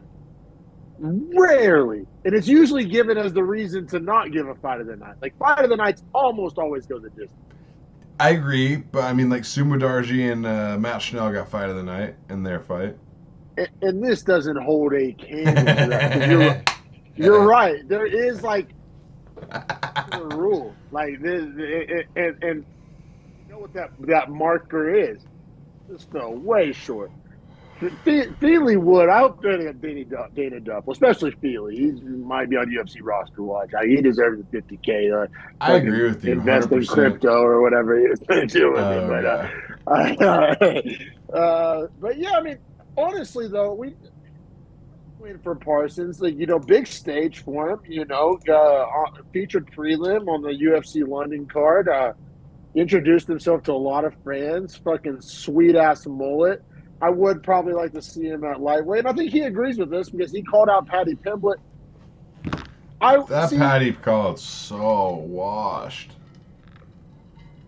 It's played out. I feel you. I'm going to kind of give him the benefit of the doubt here and just say it works better because they were in London. It was kind of a heel turn. Like he was probably trying to generate some booze there and it worked.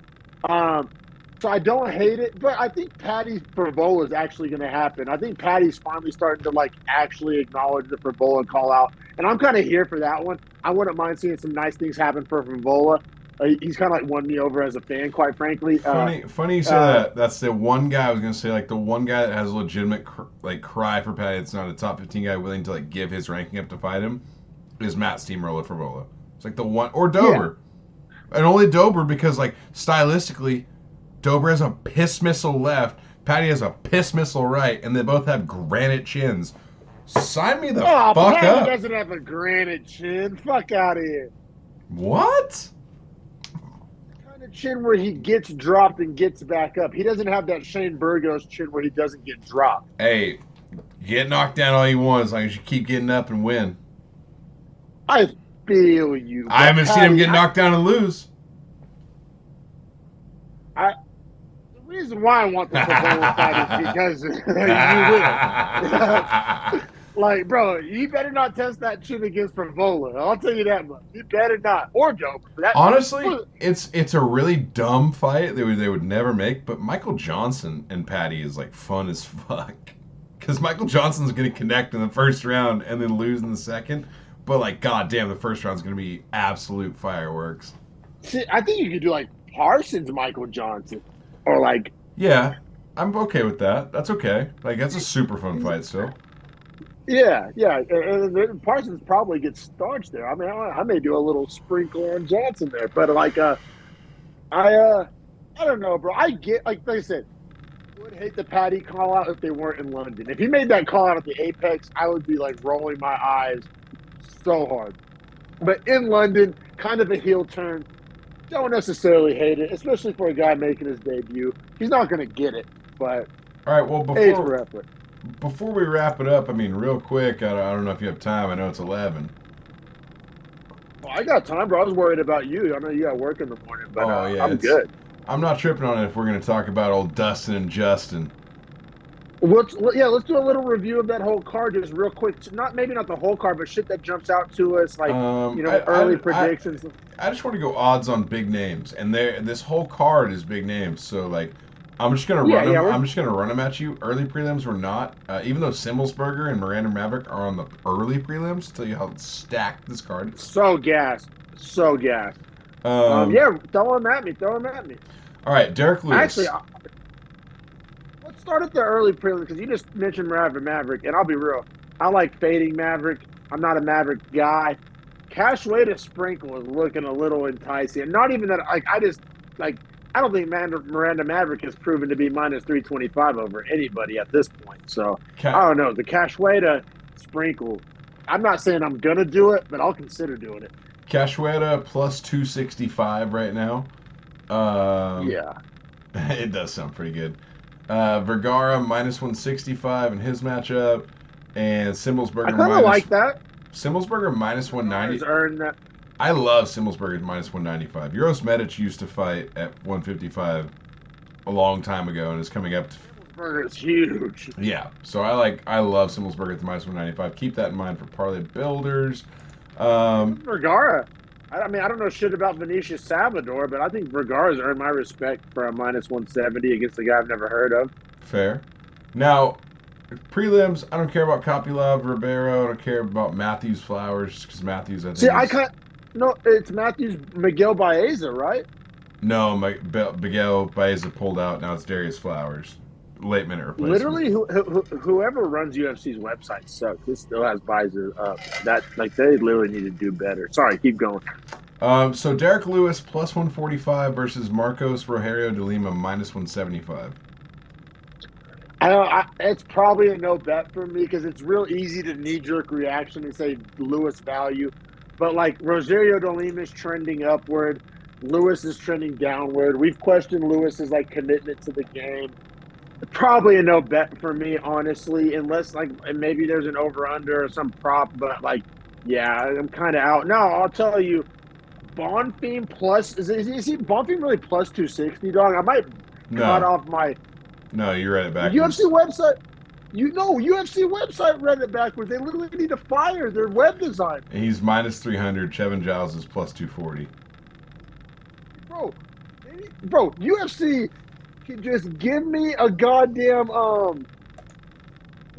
Wix credential, Wix login, and I could do a better job running this fucking website. And I'm not even tech. Yeah, it's literally. In fact, they run based off of DraftKings odds, and in DraftKings, Trevin Giles is plus 260, Bonfim is minus 315. Yeah, literally, bro. The guy who runs this website, literally, give me the Wix login, dog. I got you, Dana. I got you.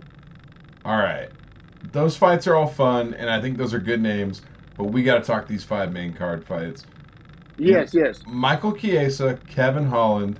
Chiesa plus 125, Holland minus 150. What a fucking fun welterweight fight, by the way. Yeah, and I'm conflicted because I question Chiesa's commitment. He's been kind of one foot in, one foot out. But his style's perfect for Holland. No, I know. It makes me want to sprinkle.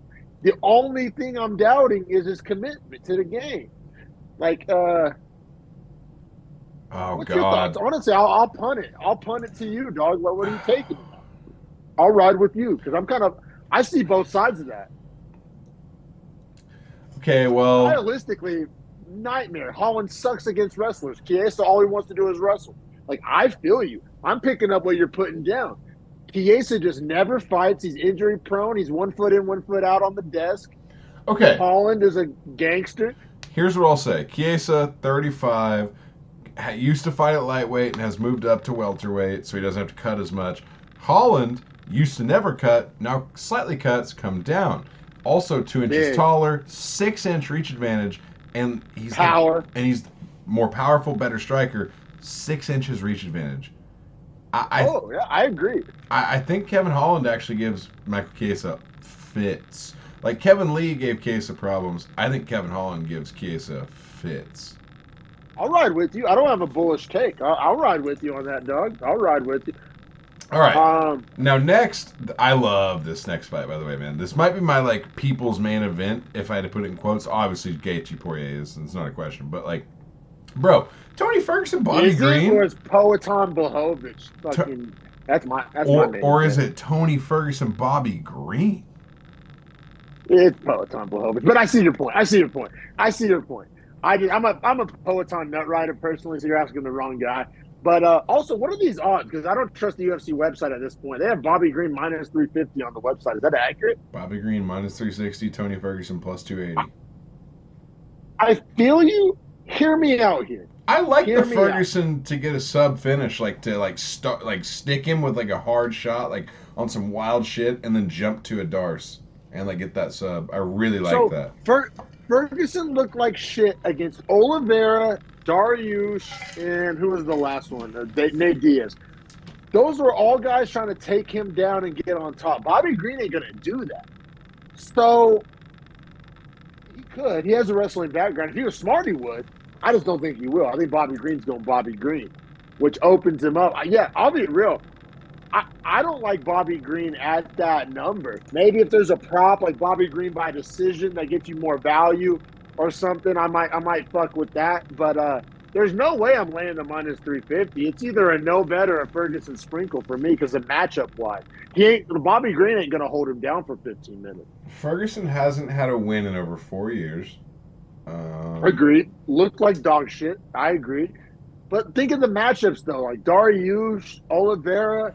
Like Bobby Green's gonna stand and trade with him. Like he ain't going for takedowns. I don't think. If he's smart to, he needs a win. He should. You know I what? just don't think he will. You know what's strange is was the May 9th card where he lost to Justin Gaethje not the inception of this podcast? Was that not the fight that we called each other and talked about because it was COVID and we decided to do a podcast? I know was it on the Nunes card? I believe the one we first initially drunkenly talked was like an Amanda Nunes main event, if I'm not mistaken. It might have been right before that. Might have been the first podcast we did was the Gaethje, like May 10th. Yeah. That sounds something pretty like accurate. that. So, anyway, I just got to give Tony Ferguson some love there. But yeah, man, I mean, you take a 5th round KO loss to Gaethje. That, I mean, he got his ass whooped, dragged across the octagon. they say that's the fight that changed him. Which it did, right? Because then Oliveira, the decision lost. Now, granted, he gets his arm almost broken off of his body and just is too much of a thug to tap, but he's not Makayev, so like... But Bobby Green ain't doing none of that, though. Agreed. Now, the Benny Dariush decision is a little more reminiscent of Bobby Green. And then the KO loss to Chandler... I know it's that crazy upkick, but Ferguson was so getting starched the first round. I think that's closer to Bobby Green. And then Nate Diaz, the counter striker in the pocket, super happy to like keep it on the feet. That's closer to Bobby Green as well. And that's Diaz losing or Ferguson losing late. So like I see Ferguson losing here, being done fighting. I hope it's his retirement. I like pray to God he retires. Love the guy so much. He's given me so much entertainment. But like we gotta hunt value here though, because we ain't taking Bobby Green minus 350. At least I'm not. So like, do you think it goes to decision? You think Bobby Green finishes him? No. I don't know. I think in 3 rounds, Bobby Green does not TKO Tony Ferguson. So by decision. So we got to bet either the over or Green by decision, right? So we should try to squeeze some value. Ooh, I wonder. Let me look at what the over on this is. Oh, I can't. What? Oh, here it is. Oh, they don't have all the props out yet on this website. That is terrible. Fight goes to It's hard to find prop value. They don't have them out. It's tough. It's tough. No, for sure. But that's where I'm feeling at. We'll keep it pushing though, man. I'm sorry I don't have any like polarizing takes here. These are some good matchmaking because like Thompson Pereira, like I don't know. Thompson minus 170 or somewhere around there. Yeah, Thompson minus 170 per Pejeda plus 145. Here, I do have a bullish take here, actually. I do have a super bullish take. Okay, I don't Pereira loves to do the capoeira, like, flashy style striking. I think that Wonder Boy does flashy style striking, but it's the effective style of flashy. And I think Pereira does the ineffective style of flashy. So I agree. really love Stephen Thompson at minus 170 here. Yeah, me too. Me too. And I would have now to. are they 11 years apart in age? Yeah. Yeah, but Pereira's no spring chick, and he's also no world beater. Yeah, I mean honestly, Stephen Thompson 24 pro MMA fights, Michelle Pereira 39. So like, Exactly. you know what I'm saying? Miles, I know Stephen Thompson has a bunch of taekwondo and kickboxing fights as well.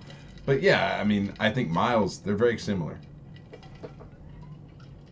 Now this next one, bro. Once again, no bullish take because the Poeton fanboy in me wants to ride Poeton, but like, haven't we seen this movie before? I mean, granted, Poeton's way bigger than Izzy, and it was mainly a Blahovic because like you got to go to Blahovic Izzy for like kind of some point of reference here, and it was mainly just the size big brother thing. He just kind of laid on him. Can I tell you something that's going to sound crazy right now, but I guarantee you Saturday night is the truth? Pereira's going to be Please, Pereira's going to look bigger than Jan in the cage when they step in. He's going to literally like look over him. agreed. No, this all comes down to size because if it wasn't about size, then it's Blahovic all day. But Pereira's going to be like 240 in there, and like no, I agree. That's why I'm conflicted. Once again, I'm coming with just fence riding takes here.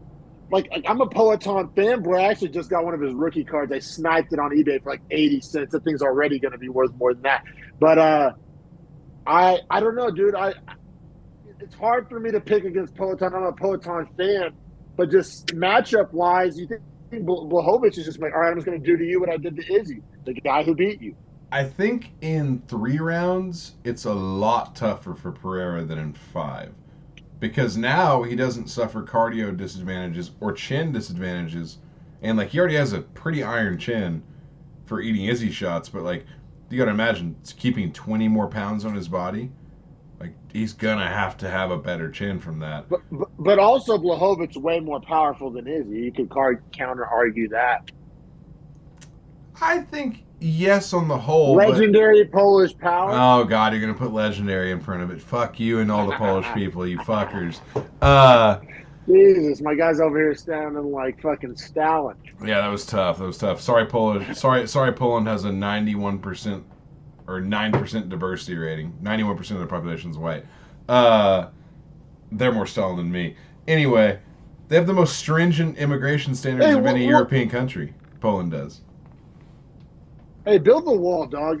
No, that Poland does have a wall. Like, it's crazy. Like, that's what I'm saying. Like, Poland is, like, the most stringent whites of Europe, which is, like, damn. Like, but I'm just saying, like, but it's a white country. That's like saying, like, what's the diversity rate in the Congo? Like, yeah, that's fair. That's fair. That's fair. What's the diversity rate in South Africa? They're 100% African there, right? We're back. But yeah, point being, I think that his only opportunity here is to grapple, and he is a good grappler. And if he is able to get takedowns, he wins the fight. And so what I think is that in 5 rounds, it actually favors Pereira because I think he's able to figure it out easier over 25 minutes. It's not 5 rounds, though. I know. So I'm saying I like Jan in 15 minutes. Okay, I kind of do too. Like it's one of those things. My heart's saying Poeton, my brain's telling me Jan. It's probably a no bet, though, to be honest, unless maybe there's an over-under. What do you like there? Saying Jan, I'm going to lean over. Because if you like the under, you might as well bet Poeton. Because it's like... Yeah, but here's my thing is, like, as much as I think here's my thing is, I don't know if it goes over or under, but if it goes over, Jan wins, and if it goes under, Poeton wins. Yes. But I don't know. Like, I'm saying Poeton has a very real chance to, like, and I could absolutely see him, like, 1-2, starch yawn. Like, the dude just body drops to the Well, the floor. H.U. Jan's what, 42, 43? He's like He'll Glover he'll age, be right? he'll be 41 or is 40, but is like a couple weeks out from 41, and then Poeton's 36. Yeah. I mean, does that factor? I don't know. Probably a no bet for me, honestly. I'm going to watch that one as a fan. What's that? I'm fin- so it's probably a no bet for me. I'm probably going to watch that one as a fan. Like, I'm just fence rider McGee over here, but let's keep it pushing to the main event. Yeah, no, that's a fight I would just much rather watch than to bet because like to bet it is you're pretty much insane. Now that could be said as well for the main event here. You got Justin and I Dustin. disagree. This is the Um, one fight I have a bullish take on. I love Dustin. oh, I'm so glad you said that because I can't wait to kind of feed you some things against it. So Poirier minus 135, Justin plus 115. So I watched a 44-minute breakdown that ESPN put out of their first fight because they have fought before. Who broke it down? Brett Okamoto from Saif freaking. Saud.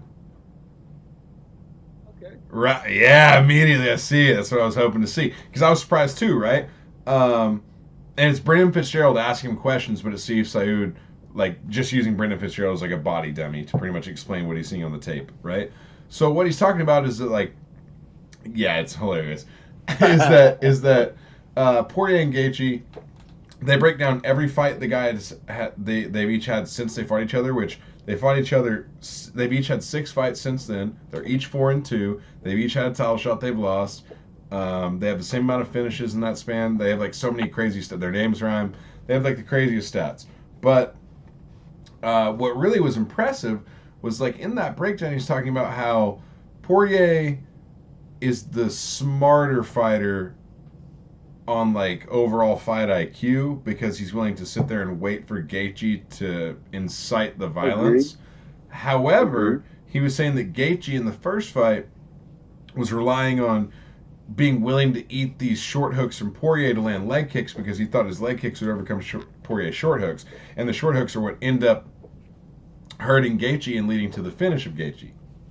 So what Saif Saud was saying is that Trevor Whitman's a smart enough coach to tell Gaethje, you can't afford these leg kicks to eat this hook, so we have to take that out. So what I think is Gaethje's going to throw less violent, less choppy leg kicks, and he's going to try to actually box Poirier more. And I think we have a way more interesting fight on our hands when that's the case. Now, do I think But that's? see, I think Poirier is the better boxer. I agree. I think that still favors Poirier, but I think that justifies this Vegas line almost perfectly. Like I think minus 135 Well, plus 115 and is like here's perfect. what I'll throw into you, and it's one of our Beefy Boys rules. Guess who's been talking about retirement? Yeah. I'll be real. It's more of a Gagey fade for me. Gagey has been like thinking about retirement anytime somebody puts a microphone in his face. I will say 7-4 in the UFC, and he's fought like only killers in 11 fights, and the guy's 34. Like, and he's got. Who's Dustin fought? Killers. I know, but I'm saying Justin Gaethje's fought 11 fights. He has 11 bonuses. No, and this could probably be a bonus too. Like, cool, retire with your 50 grand. I don't know, bro. I feel like it's the only hot. So maybe I'm just trying to make up for it because I've been fence rider McGee. I'm riding Dustin, dog. Like I'm riding it like pretty hard. Like only like bro. If Justin Gaethje wasn't always talking about retirement, I would be willing to listen to all these Saif Saud X's and O's arguments. I think Gage's kind of 1 foot out the door. I think this might be a check cashing. It's going to be one last pay-per-view point like situation. Dustin ain't ever talked about retiring. I think Dustin still wants the Islam fight. Like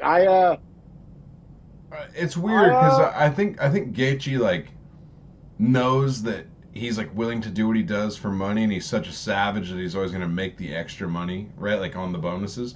But I think Dustin would do it for less money than Gaethje if that makes sense. Like I think Dustin is more of a dog for fighting than Gaethje is, and that's why you never hear Dustin talk about retiring. Is like he has a successful hot sauce business. He has fight for or what is it What is it? He has 2 red panty nights.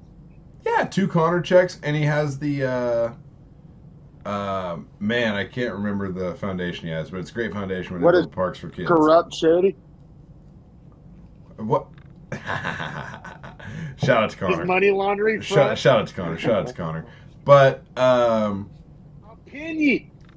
yeah, I'll pin you. But I'm gonna pin you. But the point is like, yeah, Dustin just loves to fight, and Gaethje fights because he knows he's the most violent man on the planet, and like, or that he just has no like line of violence in his head that he won't cross, if that makes sense. Like, Gaethje's insane enough to do it. Poirier. What's your pick? What's your fucking pick? Fucking long-winded McGee over here. Are you running for office? What's your fucking pick? In 5 rounds, I like Poirier to win this 49-46, 48-47. Hey, what are we doing here? We're riding Poirier as a show. Let's go. Beefy Boy pick. Jesus Christ.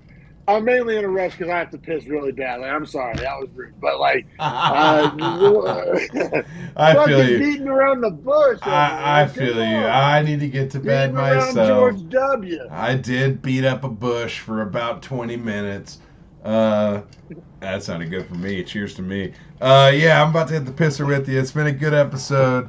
We'll catch you guys next week for probably the breakdown for card of the year. Also, Spence and give me his name. Crawford. Bud Crawford. Thank you, Terrence Crawford. Probably the best boxing fight we'll see in the next, the last 10 years, the next 10 years. I'm probably gonna buy it. Me Just too. to like encourage. Me too. Will I illegally stream the UFC event? Maybe. We'll see. But will I buy the pay-per-view? I'm gonna buy one and not the other. I'm not gonna tell you which. Buy the UFC so we can split that bill. Hey, you know what I was thinking. I'll send you the link. Or we can split both low key, maybe, because I think that's ESPN Plus too. Yeah, or we just live, steal the boxing event, because do we really care about scoring the boxing? Nah. Nah, for sure, bro. All right, bro. Have a good